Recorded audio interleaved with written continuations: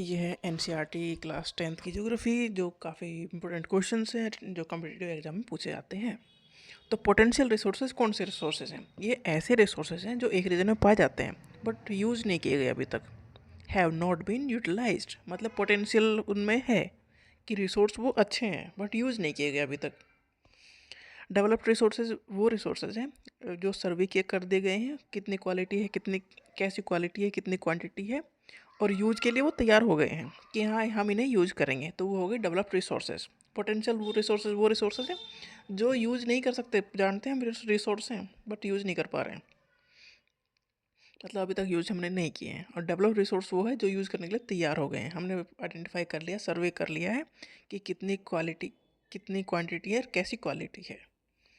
Stock material in the environment which have the potential to satisfy human need, कोई भी ऐसा material या कोई भी ऐसा रिसोर्स जो ह्यूमन की नीड को पूरा करने के लिए है, but human being do not have the appropriate technology to access these, मतलब हम उससे, हमारे पास ऐसी टेक्नोलॉजी नहीं कि हम उसे यूज कर सकें, तो वो हो गया स्टॉक। जैसे हाइड्रोजन है, हम हाइड्रोजन को यूज नहीं कर पा रहे हैं, hydrogen in the form of water है, बहुत है, रिच सोर्स ऑफ एनर्जी है, बट हम यूज नहीं कर पा रहे।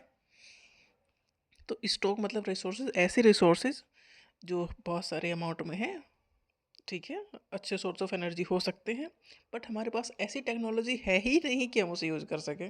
Good one. रिजर्व क्या है? Reserve are the subset of stock, stock का ही सबसेट है reserve, which can be put in to use with the help of existing technology and know how, but their use has not been started, मतलब reserve ऐसे हैं कि हम उन्हें use कर सकते हैं, ऐसी टेक्नोलॉजी हमारे पास है, उन्हें यूज़ हम कर सकते हैं, बट अभी तक हम नहीं कर, अब तक हमने उसका यूज़ नहीं किया है। सस्टेनेबल डेवलपमेंट, इसका मतलब ये है development should take place without damaging the environment, environment को डैमेज किए बिना हम डेवलपमेंट कर सकते हैं तो करें। And development in the present should not compromise with the needs of future generation, मतलब आज की ज़रूरत पूरा करते करते फ्यूचर की ज़रूरतों का भी ध्यान रखना है कि फ्यूचर के लिए उसे बचा कर रखना है। तो इस तरह से डेवलपमेंट करना है कि आज डेवलपमेंट हो जाए और फ्यूचर बर्बाद ना हो। फर्स्ट इंटरनेशनल अर्थ समिट हुई थी रिया डी जेनेरियो ब्राज़ील में इन 1992 में।